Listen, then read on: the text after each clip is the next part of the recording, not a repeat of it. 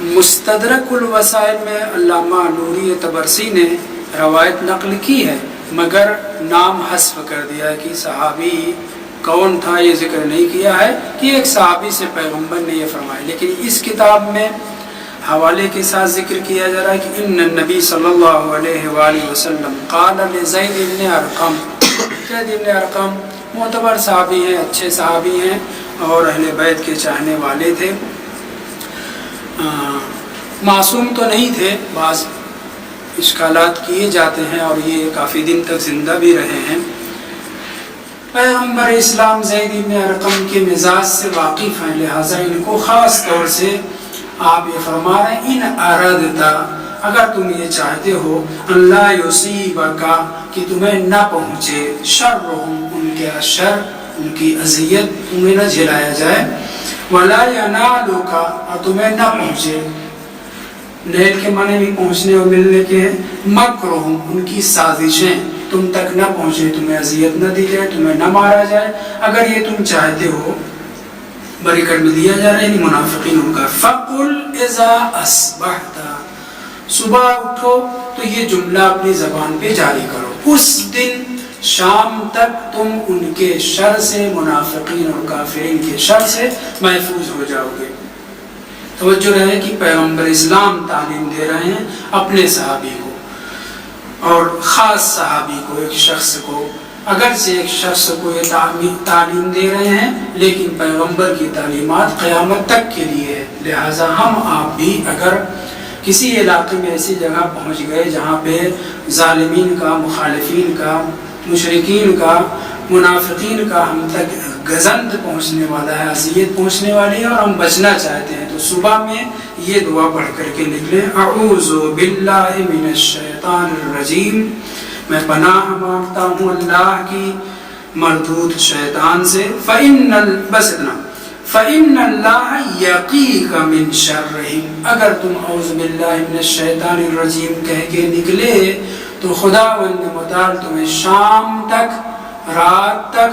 منافقین، مشرکین، مخالفین کے شر سے محفوظ رکھے گا۔ تو ہم آپ کو چاہیے کہ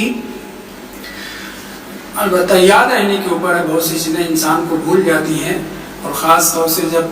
آدمی سٹھیا جاتا ہے، عمر آگے بڑھ جاتی ہے تو بہت بھولنا ہو جاتا ہے۔ ایسے بھی لوگ گزرے ہیں کہ جو اپنے ہی گھر کا گلی کوچہ نہیں جانتے تھے۔ بہرحال تو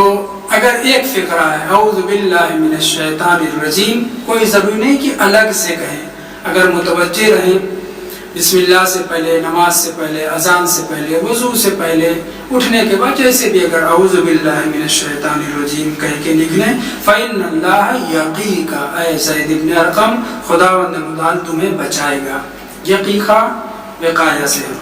من شرہم ان کے شر سے، فإنما ہم شیاطین، یہ ذہن میں رہے کہ یہ صرف منافقین نہیں ہیں، یہ صرف کافرین نہیں ہے، یہ صرف مخالفین نہیں ہیں، یہ انسانی شیطان ہے، شیاطین الجن والانس قرآن میں تذکرہ کیا ہے۔ پیغمبر اسلام نے زید بن ارقم کو شر منافقین، شر کافرین سے بچانے کے لیے فرمایا کہ صبح میں اعوذ باللہ من الشیطان الرجیم کہہ کے نکلو، فَقُلْ وَإِذَا أَرَدْتَ أَن يُؤْمِنَكَ اللَّهُ، اللہ نے بعد ذَلِكَ عَنِ الْغَرْقِ وَالْحِرْقِ وَالسِّرْقِ، سرقت چوری، غرق ہونا ڈوب جانا، حرق جلنا اور جلانا مراد ہے،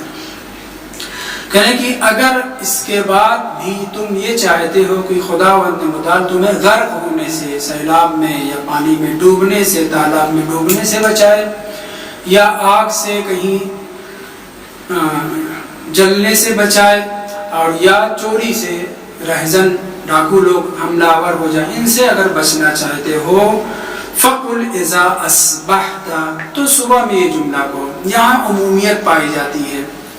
توجہ ہے، وہاں پہ شر منافقین اور کافرین سے بچنے بچانے کے لیے صرف اعوذ باللہ من الشیطان الرجیم کافی تھا، لیکن اگر کوئی بندہ پورے دن میں جلنے سے، چوری ہونے سے کسی چیز کے، یا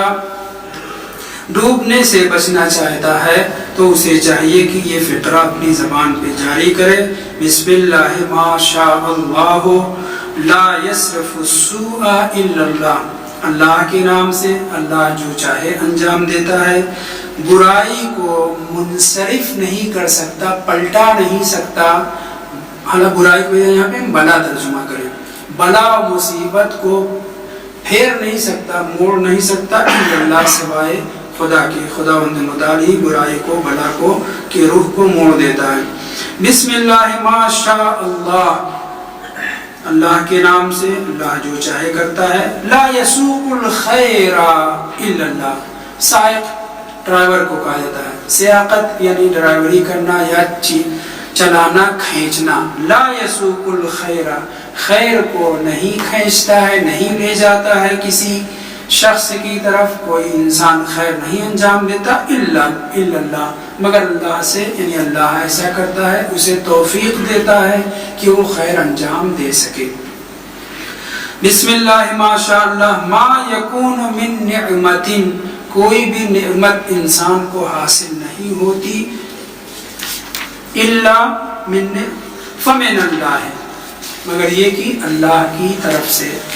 جو کچھ ہمیں نیکیاں،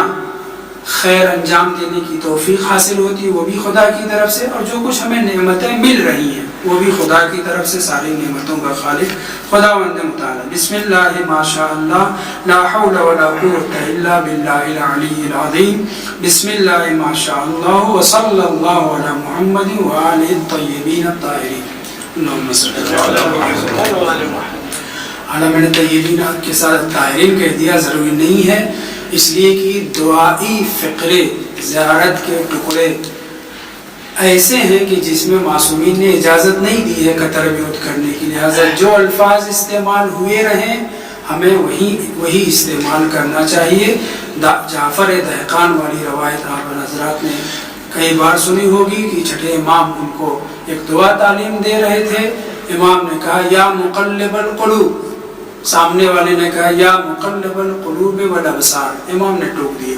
کہا یقیناً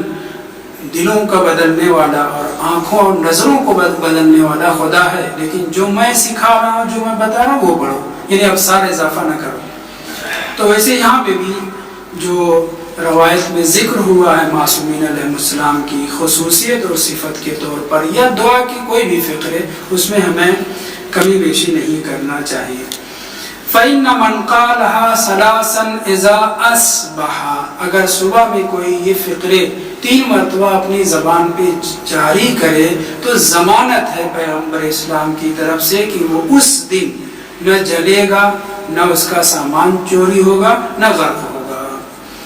فَإِنَّ مَنْ قَالَهَا ثَلَاثًا إِذَا أَصْبَحَ، اگر صبح میں یہ 3 مرتبہ فقرے اپنی زبان پہ جاری کرے لے، امن من الغرق والحرق والسرق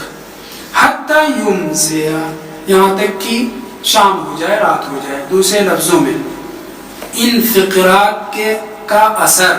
شام تک رہتا ہے. لہذا ان فقرات کو انجام زبان پہ جاری کرنے کے بعد آدمی اپنے آپ کو رات کے لیے بھی امن و محفوظ نہ سمجھے، بلکہ رات کے لیے دوسرے فقرے ہیں. فَإِنَّ مَنْ قَالَهَا ثَلَاثًا إِذَا أَصْبَحَ أَمِنَ مِنَ الْغَرْقِ وَالْحِرْقِ وَالسَّرْقِ حَتَّى يُمْسِيَ وَمَنْ قَالَهَا ثَلَاثًا إِذَا أَمْسَى. اور اگر رات میں آپ مثلا استخر جا رہے ہیں، کیا کہیں گے فارسی میں، پونڈ، سوئمنگ پول مثلا، یا ایسی جگہ جہاں پر انسان کو چوری ہونے کا، جل جانے کا یا ڈوب جانے کا خطرہ ہے، تو خاص طور سے ان مقامات پر تو ضرور ان فقروں کو اپنی زبان پہ 3 مرتبہ جاری کرنے کے بعد جائے. پہلا فقرہ صبح کے وقت کا بیان کیا جا چکا ہے. دوبارہ امام پیغمبر فرما رہے وَمَنْ قَالَهَا ثَلَاثًا إِذَا أَمْسَى، شام کے وقت جب ہو جائے تو اس وقت بھی ان جملوں کو 3 مرتبہ اپنی زبان پہ اگر کوئی جاری کرے تو امن من الحرق والغرق والسرق حتی یصبح، یہاں تک کہ صبح ہو جائے. دوسرے لفظوں میں ان فقروں کی ظاہری طور پر تاثیر آدھا دن ہے، آدھی رات ہے، آدھا دن کا آدھا حصہ صبح کے وقت پڑھے تو شام تک، اور شام کو پڑھے تو صبح تک. اس طرح کے بعض فقرے، بعض دعائیں اور جگہوں پر بھی ذکر ہوئی ہے جو بیان کی گئی کہ ہمیں چاہیے کہ ان کلمات کو جو معصومین علیہ السلام نے سکھایا ہے ان کو اپنی زبان پر جاری کریں۔ خوب، یہاں تک حضرت خضر یا حضرت الیاس سے کوئی تعلق نہیں تھا، لیکن اب تعلق جو ہے وہ بیان کیا جا رہا ہے۔ وَإِنَّ الْخِضْرَ وَإِلْيَاسَ عَلَيْهِمَ السَّلَامُ يَلْتَقِيَانِ فِي كُلِّ مَوْسِمٍ۔ کون بیان کر رہا ہے؟ حضرت رسول خدا اپنے صحابی زید بن ارقم سے۔ فَإِذَا تَفَرَّقَا، جب یہ دونوں بزرگوار موسم حج میں حج کرنے کے بعد مختلف جگہ ملاقاتیں کرنے کے بعد تفرقا، ایک دوسرے سے جدا ہوتے ہیں، وہ اپنی ذمہ داری پر وہ اپنی ذمہ داری پر جاتے ہیں، تو کیا ہوتا ہے؟ تفرق عن هذه الکلمات، انہی کلمات کو زبان پر جاری کر کے ایک دوسرے سے علیحدہ ہوتے ہیں۔ شام کو اگر جدا ہو رہے ہیں تب بھی یہی جملے زبان پہ جاری کرتے ہیں، اور صبح میں اگر جدا ہو رہے ہوں تب بھی یہ اپنی کلمات اپنی زبان پر جاری کرتے ہیں۔ خوب، یہ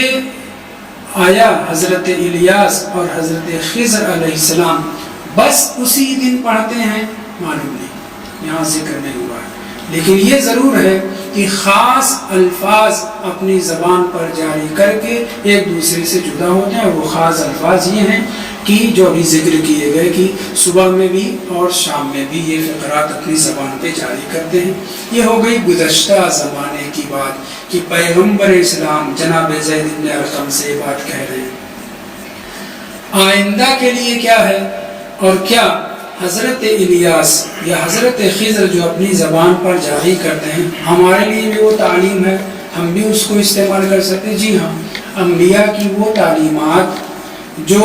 ہمارے پیغمبر کی شریعت کے احکام سے نہ ٹکرا رہے ہیں